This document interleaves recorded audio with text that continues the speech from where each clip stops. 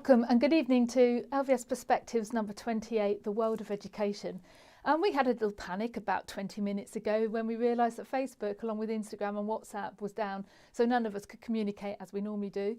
But we're really pleased that we got our technicians here who said, no problem, we can go through YouTube. So hopefully you've got the message that was sent out to everybody. And if not, you can catch up with us later, but you'll miss the live questions. So today we're just talking about general issues, local, national issues. And I have Jim Brewster with me tonight, who's the CEO of the Licensed Trade Charity, and also some of the senior management team, as well as the Director of Sport and the Head of Performing Arts with me as well. So if you've got any questions, it's normal, just as we do normally, just send them through on the chat and then we can ask questions as we go along. So anyway, to start with tonight, you might tell that sometimes I can get a little bit uptight when I hear things on TV, especially when it comes from government. And LVS Ascot's right down the middle. We don't bat for one side or the other. We just have something to say when any of them have got something to say about education. And this week, or last week I should say, it was the Labour Party conference. And I just nipped home for a quick cup of tea when I heard the following clip. Hopefully it's going to be played to you now. Right now, private schools enjoy charitable status, which makes them exempt both from business rates and from VAT, at a cost to taxpayers of £1.7 billion every year. But conference, here's the truth. Private schools are not charities.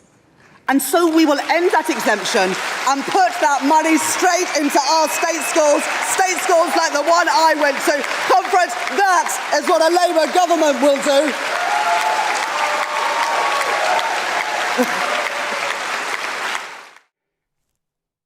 Oh dear, sweeping statement. Independent schools are not charities. Well, that's not the case for all, because we're actually owned by the Licensed Trade Charity. And also something else, it might be a cost of 1.7 billion to the economy because of VAT and business rates. That's not new news anyway, because it was actually in the Conservative manifesto before the election and then it suddenly disappeared again. But I'm going to show you some figures now that this is the reason why I sort of do get a little bit uptight, is not only are we owned by an amazing charity, but private schools in the UK support 13.7 billion of UK GDP, including 300,000 jobs, 4.1 billion of tax revenues, 3.4 billion because children are not in state schools, they're in the independent sector, and also the educational outcomes are above average right across the sector, so that has a long-term effect on the economy too. So this is not new news. And not only that, you know, I do think that before you have sweeping statements, you know, they really need to get their own house in order before they start criticising independent schools. Because as we know, 700,000 children were without devices or access to the internet during COVID, and also 105,000 children have come over from the state sector to the independent sector since the beginning of the pandemic because of the failings of politicians to get education right. So it doesn't matter whether it's one party or the other, please just do what you should do for your children, and that's my message. But I'm going to pass over to our amazing CEO of the Licensed Trade Charity, because we are owned by the LTC and they do the most amazing work, more so since we started the pandemic. So James Brewster, welcome to LVS Perspectives. Thank you very much. Just to sort of recap on what Christine said, that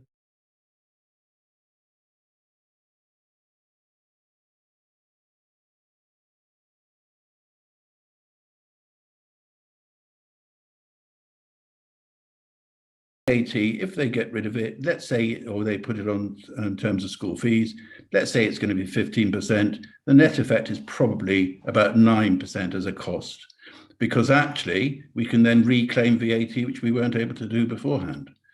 So actually they don't get quite as much as they thought they're going to get. In addition to that, what's going to happen to the pupils who actually currently are on bursaries, scholarships, etc., which most private schools give, and all of a sudden they're going to have to go to the state sector. So it'll put an increasing cost for the state sector as well as. So there's lots of things that they don't kind of think about.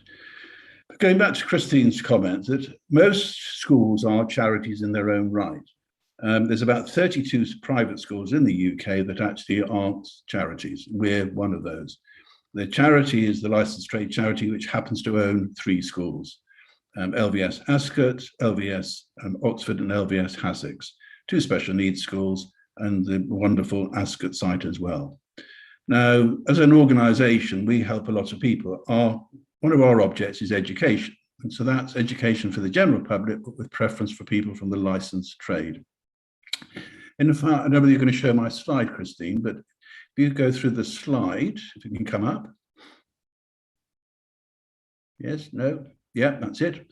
There's really 9 areas that we've been helping people over the last year, particularly during the sort of COVID period. The first thing I might touch on is sort of team members and support funds that we've been given. As you know, the hospitality industry has been really badly affected. And so a lot of people have given bad press to different organisations, but we've had 5 organisations from the pub trade who actually donated just under £1 million. And that £1 million was used to help just under 4,000 people. In addition to that, we've helped people in various other areas, one of which is in terms of health.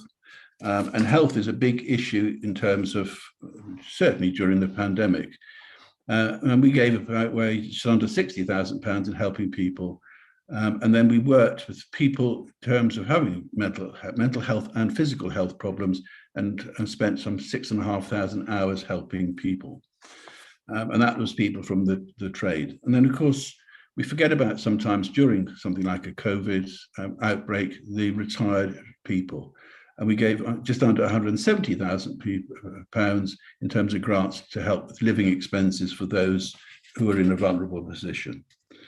In addition to that, education is very strong in terms of us as an organisation. I think we're good at it. All our schools deliver outstanding service, and as has been demonstrated by Christine and her team in terms of the online and offline education. We gave away just over £500,000 in terms of education grants over the last year. And we supported about 180 people from the licensed trade in terms of help. So it's not just at Ascot that we're helping. We sometimes have bought, as Christine mentioned, laptops. We've bought laptops for people, not even at our school uniforms, all those sorts of things. And that's where we help in terms of education grants. And then, of course, people have had a hard time in terms of financially. So we've given away just under 300 grants and awarded £142,000 to people. And that was to buy all sorts of things, particularly when they were facing debt and problems like that. The other area we've spent a lot of time and money and energy on is mental health training. Before COVID, we were running mental health courses around the country. But of course, with COVID, we could no longer do that. So we then converted those into an online training session. And then, of course, people do get themselves into trouble, whether they're being trained in terms of mental health, etc. And we provided something like just over 1,000 telephone counselling sessions to people who were really, really struggling. And they were people from the trade, in addition to what Christine and her team have been doing on the side. And then, fortunately, the government decided to put an embargo on people being kicked out of their homes. So that's helped us a bit, because we very often have to rehouse people who've lost their homes. So just under £150,000 were given in terms of housing grants. And that was to pay off debt. It was to actually help with repayments, and also to buy household goods. We all are very privileged. We can afford to buy a fridge or a cooker. We're helping people who've got no money at all, and just general living expenses. The other thing we spent a lot of time and energy on was actually working in partnership with different organisations who could help those who were vulnerable. So that could be in terms of training or retraining to go back into the industry, or look for some support in terms of getting jobs. And so we partnered with a number of organisations in terms of doing that. In total, I think we've helped over the last year 73,000 people, which I think is an amazing thing for any organisation, particularly a charity, and spent just over £2 million helping people. And in addition to that, there were obviously the running costs of actually helping people. And we employ 5 people basically on the telephone, helping people doing assessments, and we have something like 57 volunteers who go and see people in their homes. So as a charity, I think we've done pretty well. Education is a big focus of us, and I think we've helped a lot of people in terms of the education process. And that's about it from the charity. So we're a bit like a parent company, the organisation, who happens to own a number of things, and any surpluses are made from either our investments, our schools, etc., that is then put into the pot to help those in need. So I hope that gives you a bit of clarity in terms of what we do as an organisation. But the one thing I'd like finally to say is I personally think that LVS Ascot does an amazing job of educating pupils. And very often it's not the brightest of children, it's the middle road children who come out in outstanding results and become outstanding young people for the future. So that's my little bit. Thank you very much. Thank you, Mr. Brewster. That was great. Thank you very much. And if we have any questions come through and you've gone, then I'll pass them on to you later this evening. So you can okay. Thanks very much, everyone. Yeah. Bye for now then. Bye. Bye. Okay, so the next topic we have is COVID topic about the vaccinations. So there was a little bit of buzzing going on last week when we sent out what we thought was a notification from Berkshire immunisation team. And then we heard some rumblings on the WhatsApp groups that the link wasn't working. And it was the hoax vaccination information that came out supposedly from Berkshire Immunisation, and it wasn't. So they had us and a number of other people, and that was not only just a local but a national issue as well. So the real information now has gone out, and so parents can consent to their children receiving the flu and the COVID vaccination from year 8 upwards on Thursday. So the immunisation teams will be coming in the sports hall. All the consent forms are done through Berkshire Immunisation, and children can also give their consent as well. So if you have any worries, if you could just please email in to the school, and then we can answer your queries as they come in. But that's the COVID update as far as immunisation is concerned. On the actual infections concerned, we do have some infections in school, and they seem to be ramping up a little bit as well, especially in the infant and junior school where testing isn't a regular thing that they have to do. So please be vigilant. If you do have symptoms, then please stay at home until you get a PCR test. And let's try and maintain this. We've started wearing masks in the buildings in the senior school, just to on the side of precaution, but we really want to try and contain it if we can. We've only got another week, I should say, another week and a half until the end of this October half term, and then hopefully it will give us that natural break in October. That would probably be a good idea at this point in time. So just a little bit from me before I hand over to the rest of the team. So the Year 7 academic scholarship deadline was on the 30th September. We are taking some late applications if they're coming in, because the academic scholarship is taking place on the 9th of October. And Sharon Petro, who is our assistant head academic, can tell you a little bit more of that when she speaks in a moment. The Year 7 subject related scholarships are in November, so when we come back after half term, and those individual heads of department will contact applicants for those interviews. And then I will be meeting with all prospective Year 7 pupils, including our current Year 6 pupils, throughout November on school sites. It'd be lovely to meet you, and that's for parents too. So it's not just to see the pupils, but to meet the parents. It's not a pass or fail interview, it's just so that we can put names to faces and we can get to know each other a bit better leading into the next academic year. On top of that, our Year 12 scholarship deadline is the 19th of November, and those interviews will take place week commencing the 29th of November. And offers for the scholarships and places for Year 7, Year 12 will be sent out to parents by letter week commencing the 13th of December. Now, if you're watching and you're thinking about coming to the sixth form, and that's whether you are a current Year 11 parent or you're an external Year 11 parent, on Monday, on the 11th of October, we're opening the sixth form area, 6:30 to 8:30, for parents to come and talk to us. We will tell you a little bit more about the scholarship process and what we offer in the sixth form, and you can have a tour of the sixth form centre and the school if you've never looked around the school before. Or want to have another look, even if you've been here for a couple of years. And we'll also have some lovely refreshments going on as well. So it's a really good opportunity to meet the team. So if you're interested in attending on October 11th, either please email into Claire Gedge, or you can fill out the application form, which is on the website. and we look forward to seeing you there too. So it's all very exciting, getting ready for the new year. So I've got the team here. So the first person who's actually popped up on my screen is Mr. Curtis Nye. So Mr. Curtis Nye, Assistant Head of Wellbeing, over to you for an update. What is it? Is it, Christine? The first shall be last and the last shall be first, I think was the phrase. Good evening, everybody. Head of Wellbeing, so a little bit of a wellbeing update for you. The way that I've kind of visualized the impact of COVID from the wellbeing perspective is that our experiences were that the world shrank effectively. It shrank, pretty much to the four walls of our houses. With a little bit of going outside once a day if we were lucky and obeying the rules.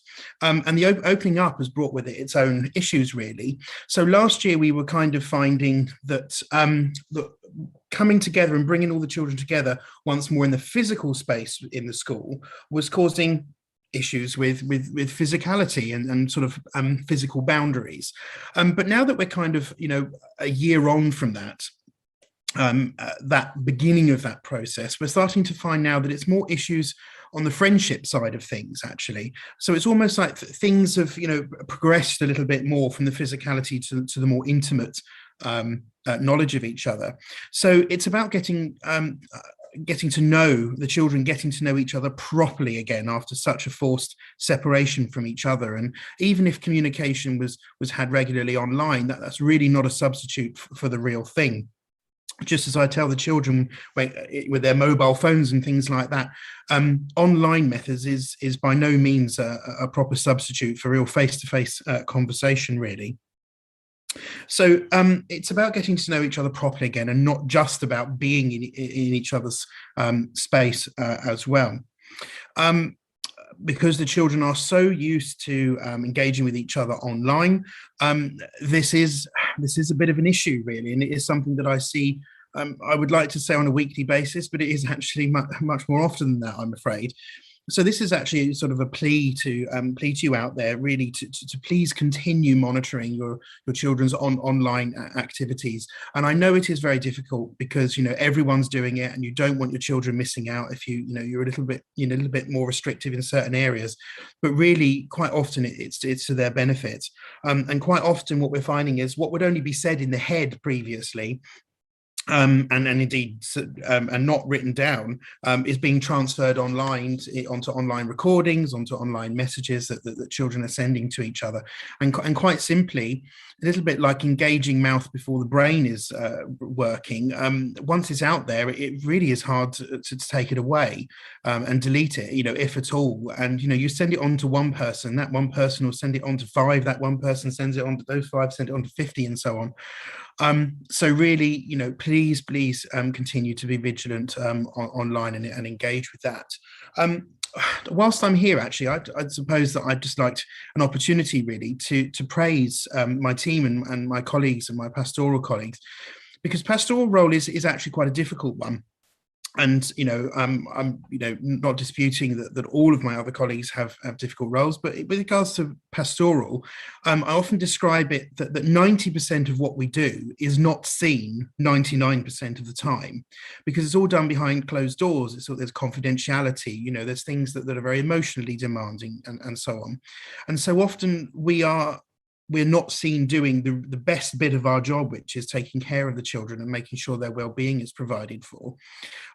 Unfortunately, what that means is that what we often are seen doing in public is reinforcing expectations amongst the children and amongst the community, to make sure those boundaries are kept, to make sure those kind of rules and expectations and personal conduct is appropriately followed. And this does take its toll. We often have hard things to hear, we often have hard things to do, but the impact that the pastoral role and the pastoral team and the wellbeing team have, is truly immense. And ultimately, speaking for myself personally, I wouldn't give it up for the world, actually. But I really know that my really, really passionate team, of IHMs and the BHMs as well, although they come under Mr. Hunt, who's also here, really, really passionate, excellent team of tutors as well. So, you know, I wouldn't give it up, and I know how passionate everyone else is. So that's kind of what I have to say with that. And then just linking back to what Mrs. Cunniff was saying about the year 6 into year 7 transition next year, sort of, you know, thinking forward, I'm very happy to have any wellbeing conversations with parents that are currently in year 6 going on to year 7, just so that you know, we just like Mrs. Cunniff will touch base with you with general things of the school. I can touch base with you with regards to any wellbeing concerns or questions that you have, and I can start putting plans in place for your children. So thank you very much. Curtis and I. Then Mr. Hunt, from a boarding perspective, how's everything going? And we've offered these year 7 taster nights in boarding as well. Are they going well? Yes, good evening, everyone, and thank you, Mrs. Cunningham. Very, very popular, I have to say, with our day pupils. So all of our year 7 pupils in the day school have been offered an opportunity to come into boarding and to spend a taster night, and the uptake has been absolutely phenomenal. Really complimentary from you guys as parents here. Our hope is for them to really spend the night in boarding, to get used to what a typical evening would be like if they was to live at school really full time. So what we've done is we've invited tutor group by tutor group to come into the houses. The boys will stay in Kew House, and the girls will stay in Osborne House, our girls' boarding house. And we will have activities. We'll do a joint party each night that the kids are in, really just so they are used to what a typical routine would be like. So really, really popular. At the same time, I sent out communications about ad hoc boarding and flexi boarding and occasional boarding. And again, really interesting and popular feedback from yourselves as parents with regards to what that actually entails. Obviously, boarding, it has lots of different potential routes that children could go down to. The majority of our boarders are full-time boarders, so they would spend obviously Monday to Sunday here with us. But we do offer, as I said, ad hoc boarding, so a random few nights across the year, or regular couple of evenings in the boarding house. Boarding, to follow on from Mr. Curtis and I from talk about the pastoral side, boarding is a fantastic opportunity for any young child if they're given that opportunity there. To be away from home, to live away from home, to learn those transferable skills that from a young age is absolutely amazing opportunity for them. To see them join us in the junior school and then leave us as they leave us in Blenheim House in the sixth form house at the end of year 13, and how they've literally grown in maturity and in confidence is so humbling. It is absolutely so humbling to see that. So I definitely would recommend boarding. If your child has never boarded before, give it a go. We do offer free taster nights. So if boarding was something that you're thinking, I'm not too sure about if my child would like that or not, please do drop me an email here at school. And again, regardless of what age your child is, we will get them in. They can spend a night in boarding, and they can see for themselves what it is actually like. But no, Mrs. Kind of really popular. Very much, Mr. Hunt. And when you said any age, I assume that's probably from about year 5 upwards. I was yes, Lee, let me clarify. Yeah, year 5 upwards, yes. Okay, I could just see you having a little bit of a problem there. Okay, thank you. And we'll go over to Mrs. Petro now to talk about the academic side of school life at the moment. Okay, good evening, everybody. I'm going to talk to you a little bit about exams. It's not everybody's favourite topic, but last week there was a really important announcement from the government. We've all been waiting for it, and it was as expected. They will sit exams next year in 2022, and we're really, really pleased about that. We didn't want them to be cancelled again, but next year they will be changed a little bit in order to be fair and also to recognise the disruption that they've had over the last few years of their learning. I'm not going to go into too much detail about what's going to happen to the exams, but just to summarise, there'll be some changes to the GCSE content. There'll be some advanced information on what will be in the exams to help the revision. And also there'll be some extra support given to pupils sitting exams. For example, if they're sitting maths, they'll be given formula sheets and just that extra bit of support that they might not have had in previous years.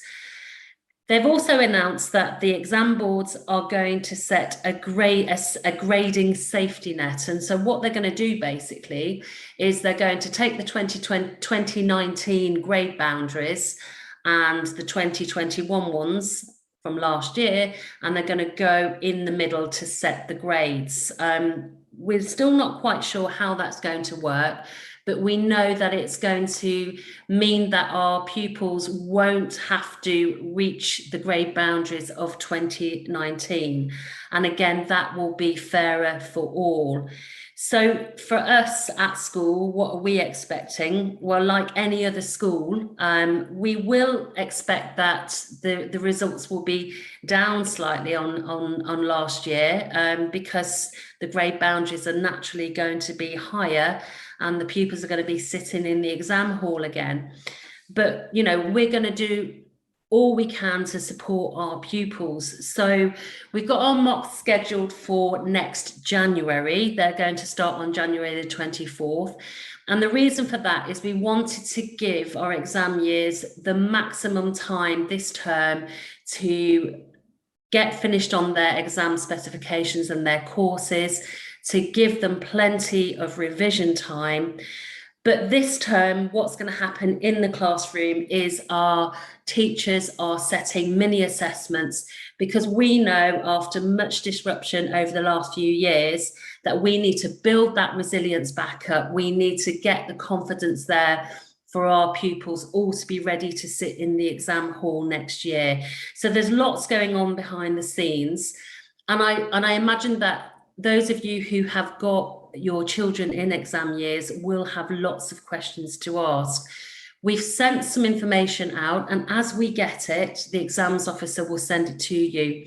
But after half term, we're going to run one of our infamous Zooms, question and answer sessions. So as you can ask anything that you've got, any concerns you've got about exams, you can ask us, and then you know that you're there to support your child and you know what's going on.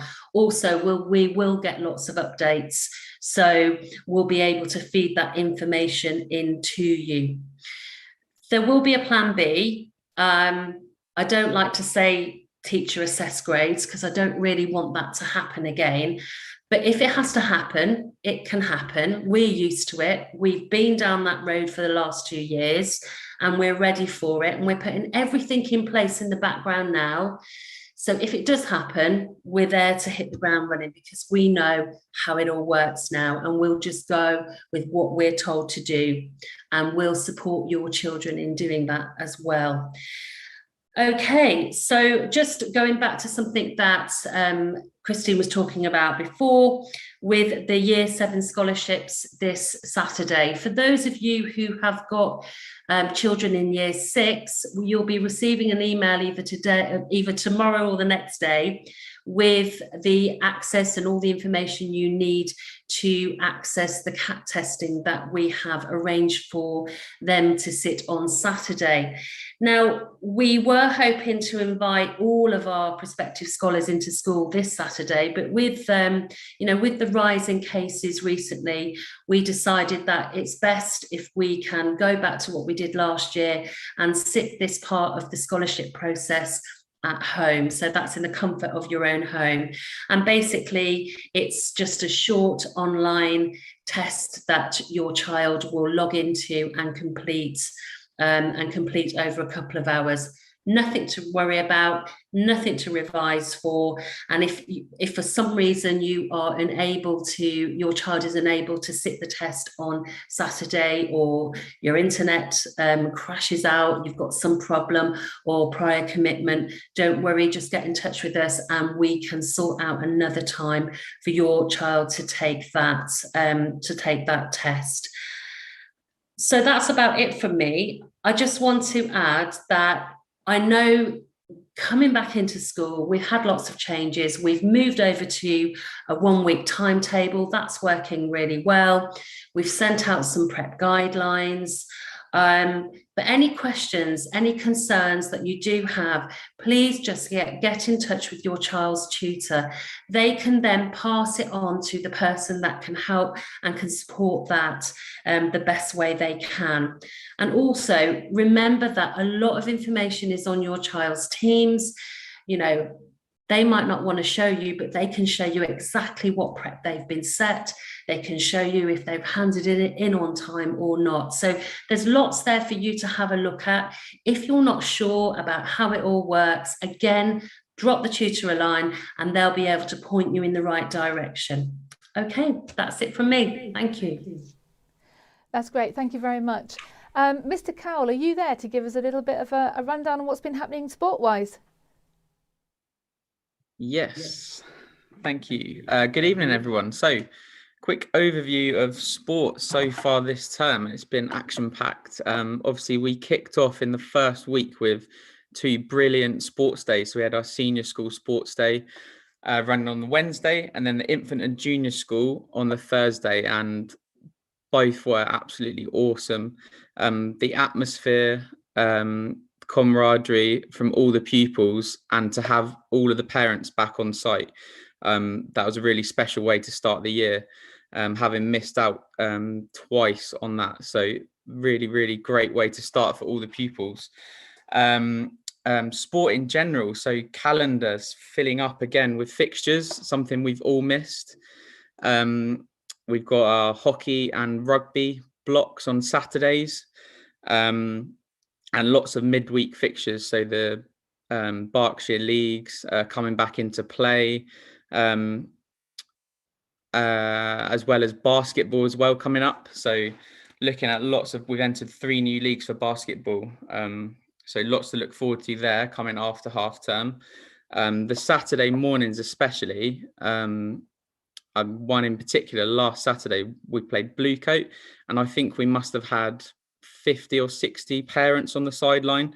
So to be able to have everyone back in watching the pupils playing, it was a real buzz out there, and looking forward for more of that action as the term goes on.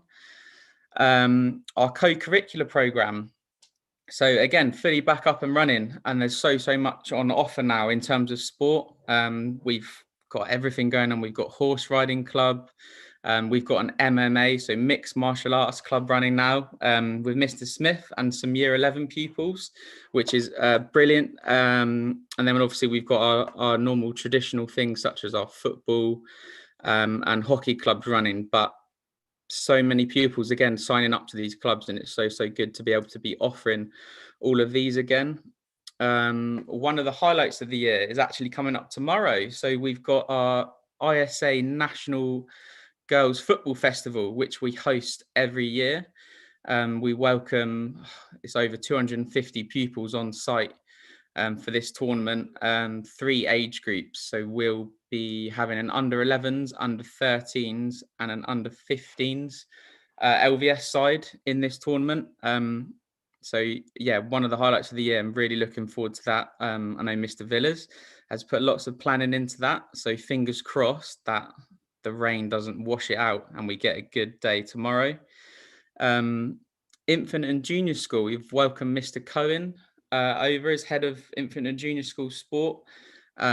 Settled in really well. He's doing a fantastic job over there. And I know the Wednesdays and Fridays, again, the calendars are packed full of fixtures. And on Saturday, under 11 girls. So he took the under 11 girls to a local tournament and they actually came second. And I think he told me this was just on goal difference. So again, getting all the pupils out and to have a junior team out on a Saturday was absolutely awesome.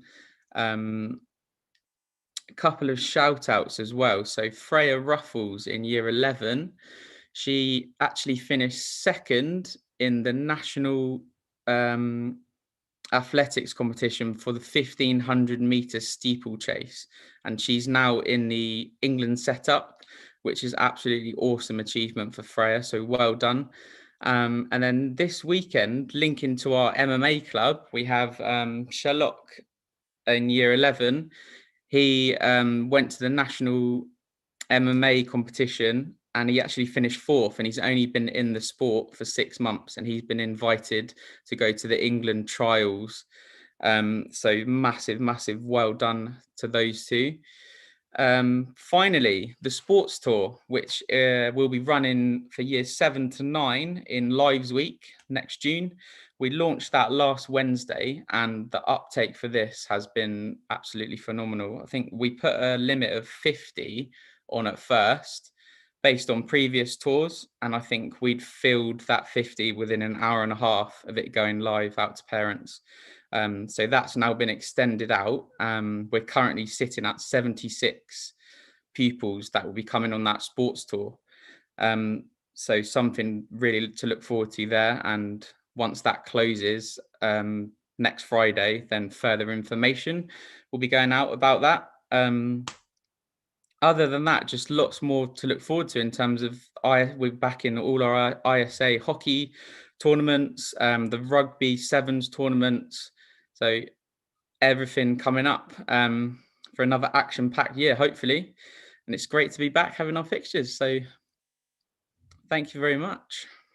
That's really good. Thank you, Mr. Cowell, for the feedback. And before you go, I'm going to embarrass you now. So do you remember a couple of years ago when you and Miss Barnes played Mary and Joseph in the Nativity? Oh, yes, I did. That was probably about 4 years ago. Well, everybody, Mr. Cowell, Miss Barnes get married 16th of October? It is, yes. Yeah, congratulations. Thank you very much. Getting close. Right.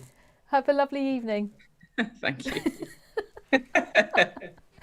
And so on that funny note, we'll just really good note, we'll just go over to Miss Clark for Performing Arts.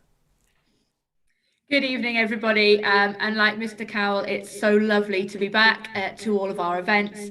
We are busily preparing for the Little Mermaid, which is our year 7 to 13 production. So auditions were in the very first week back. It's the earliest we've ever done auditions, but we have a tight schedule to get the production turned around and ready to perform to you on the 2nd to the 4th of December. And I was just getting my ticket information ready to be sending out to you very shortly. So tickets will go on sale really soon. And they will be available first to our cast member parents and then to the whole school community. The students have worked really, really hard. They are working really, really hard. And it's been so long since we've been on stage. January 2020 was our last full production. And disappointingly, we had Beauty and the Beast, then cancelled that June. So this is our first production back for what feels like far too long. So we really hope to have 4 full audiences for those performances from the 2nd to the 4th. And as I say, all of the ticket information will be coming out to you very soon. But we're not the only ones taking to the stage in the senior school. The year 5s and 6s, they're also taking to the stage just before us at the end of November, middle of November, sorry. And they are performing a production called Born for a Life at Sea, which was written by Mr. Clayton and Mr. Matthews. And they have been working really hard as well. It's been lovely hearing them every Friday in the theatre. They are much louder than the 7 to 13, so they've got a little bit of work to do to try and beat the year 5s and 6s with the volume level. But the enthusiasm is there from both casts, which is really fantastic. So that ticket information, I believe, will be coming out very soon as well. And hopefully you'll all be supporting them as well as the senior school, because it's lovely just to see so many students on stage. And year 5 to 6, it involves all of year 5 and 6, which is a brilliant opportunity for them to all take to the stage together with the support of a full cast before then coming on to the senior school and getting different opportunities in the senior school as well. That's not the only thing we're busy preparing for. We had our ISA dance auditions a couple of weeks ago, and we are busy preparing for the ISA dance competition, which is happening straight after half term. So that's a really quick turnaround as well. And I've been frantically emailing people today to try and get in extra rehearsals so that the students are fully prepared and ready to represent the school at Redham House, which is where the competition takes place against other independent schools. We are taking a Key Stage 2 group, a Year 5 and 6 group, 2 Key Stage 3 groups and 2 Key Stage 4 and 5 groups. And a shout out to Charlotte Reed, who's choreographing one of the Key Stage 4 and 5 groups, and her choreography is absolutely amazing. So it's really great to have her as part of our choreographic team, as well as Mrs. Bradley and Miss Smith. So it's a real team effort pulling those dances together and getting them ready. And the girls are working really, really hard to be ready for that 3rd of November, which is coming round really soon. So that's kind of this term, but that's not all we're getting ready for. We have our senior play taking place in February next year, and auditions for that are next week. So we want to challenge our senior school children, our GCSE and A-level, although students don't have to be taking GCSE and A-level drama to take part. So this is for our year 10 to 13 students, and there's some kind of mature themes in there, some grown-up characters for them to really challenge themselves, and this would have been something that we'd probably have done last year, so we're cramming it all in to this year to make sure that everybody gets the opportunity to take to the stage, because we know not everyone is a musical fan. They don't all go around singing and dancing like me. So we want to make sure that there are the opportunities for straight drama as well. So that is one of the things coming up next week, and then will take place, will be performed in February. We also have a full range of clubs. Like Mr. Cowell, we're so pleased to be back with our full co-curricular timetable. So we have all of our clubs running, our dance clubs, our drama clubs, our percussion music clubs, choir clubs, jazz band. They're all in full swing and all really well attended, which is really lovely, because we've missed so many opportunities to perform. And we will be having showcases next year and opportunities for those students taking additional music and Lambda lessons to perform on stage in front of a live audience, because that's the thing that we've missed most, I think, in the last 2 years. Talking of Lambda and music, I can't let this opportunity go without saying a huge well done to everyone who took exams just before the summer. It was eagerly anticipated results wait in the summer holidays, but the results were phenomenal. We had 100% pass rate from all our Peri lessons, all our music lessons, and all our Lambda lessons, with most of those getting merits in music, and 73% of students in Lambda getting distinctions. So a huge well done to everybody, and one student, in fact, one of our year 10s now, getting 100% in her exam, and several students taking more than one exam during that period, as well as performing in other events that we had here at school. So a huge well done to everybody who took those exams. It wasn't easy preparing. You had lots of time preparing online, but everybody stuck to it and worked really hard. And if anyone is interested in taking Lambda lessons or any of our music lessons, we have 12 peripatetic music teachers who are here during the week. And so we offer a wide range of instruments and singing lessons, as well as the Lambda drama and musical theatre exams. So if you are interested in any of those, then please do send me an email and we can arrange a taster lesson and get that scheduled in for you, because they have been hugely popular, not only because of our brilliant exam results at the end of last term, but because it's really helping build students' confidence, not just in that instrument, but we can see that coming through into their performing arts work. But also other teachers have commented to me how individual students have progressed so well and become a lot more confident in themselves. So I'm a really advocate for those extra lessons, not just because it helps their skills in our lessons, our performing arts lessons, but it's a real confidence builder, particularly when they do so well and succeed in those exams, to boost them in all of their other subjects. And I think that's something that's really needed at this moment. Talking about a boost, I start every Tuesday, Wednesday and Friday with a nice sing song in the morning, which is fantastic. And there's nothing that cheers you up more than a nice sing song, although I'm sure some of the year 9s might disagree with me. But we are busily preparing for Young Voices. So I believe 2 years ago, Mr. Curtis and I can correct me if I was wrong, they went off to the O2 in London, groups of years. Oh, he's got me, give me the thumbs up. So I was right, it was 2 years ago. I've been a COVID fog, it all blurs into one. So they went off to the O2 year 7 and 8. This year we are hoping year 7, 8 and 9 students will all get involved, and we are preparing our songs on in our LVS 1 sessions in the mornings, ready for that. And I think the date we've got at the moment is the 17th of January, but I'm just going to confirm that, and then I will send out all of the information to yourselves. So we are singing great numbers. We've got quite a few medleys. We've got a Muppets medley, which has gone down quite a storm, a Beatles medley, a pop medley, and loads of a Lion King medley, which has been quite interesting.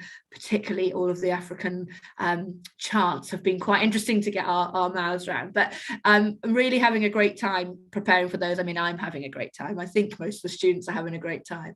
But it's lovely to be singing. We were singing in whole school assembly the other week and to be singing again in the mornings is a real boost, and it's lovely to be back all together with all of our clubs, with all of our lessons back as normal, and then preparing for all of these events. So I thoroughly look forward to seeing everybody in the audience for our upcoming shows, our Year 5-6 production first, and then our Little Mermaid production, as well as welcoming some new students, hopefully some for performing arts scholarships in November. So I think that's it from me. I will pass back to Mrs. Cunniff now. Thank you very much, Miss Clark. Just hearing you and Mr. Cow, I'm actually quite worn out, and that's just performing arts and sport. Never mind all the other things that we do as part of our co-curricular programme right the way through the school. We're very lucky to have members of staff who are so committed, like yourself and Mr. Cow, right across the school as well. So just moving on, one other thing that need to talk about scholarships is that every year we are given quite a generous sum of money from the Break Trust and also from the Worshipful Company of Inn Holders for 2 scholarships. So 80% off day fees for those children going into the sixth form who might be interested in moving into the hospitality industry afterwards, or into a degree that's related to hospitality. So it might be children who are thinking of taking business studies and maybe some food technology, subjects that might lead them onto a course in hospitality. So if you know of anybody who might be interested in coming to LVS, or you're an existing Year 11 pupil who might be interested, then please do apply for those scholarships as part of the process as well. Okay, so finally then, last Saturday, just to let you know how busy we've been as well, 30 of us went to London to do the Shine Walk, and it was a lovely evening, and the rain held off, and it was absolutely beautiful walking over Tower Bridge in the night time. It was all lit up, and then seeing the city of London all lit up. It was a great evening, and it was a really good atmosphere as well. And Mrs. Melliwish, who is brilliant in making films, she had this to us by the following morning, even though we didn't get back to Ascot to nearly 12 o'clock that night. So can we play the movie?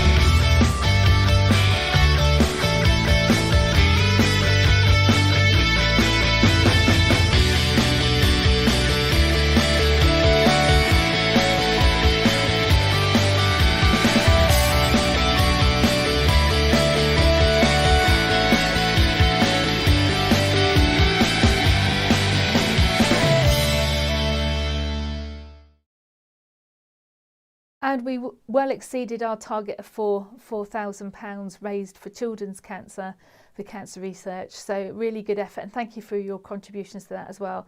So I think we've got the team back on the gallery here. If we can see the team at all up on the screen.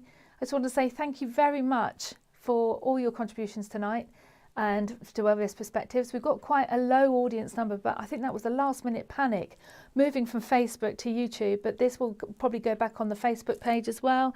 Yeah, getting good nods from our control room.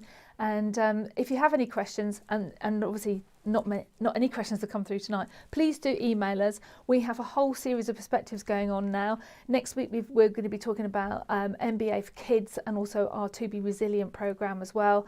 Later on we will have Leonie Hodge talking about sexual harassments and healthy relationships. We have Paul Hannaford coming in talking about knife and gun crime and drugs, and how he has battled, and he teaches children about all the dangers that are out there at the moment as well. We have Charlotte Valeur, who will be talking to us about neurodiversity, and we have Chris Phillips, who is a counter-terrorism expert, coming in to talk us about security in schools and how we can keep ourselves safe in school and also outside in the big wide world. So thank you for the audience that we have tonight, and if you have any questions if you're watching this later on tonight or later in the week, please do email me and we can come back to those questions next week. But from myself and my colleagues at LVS Ascot, thank you very much and good night.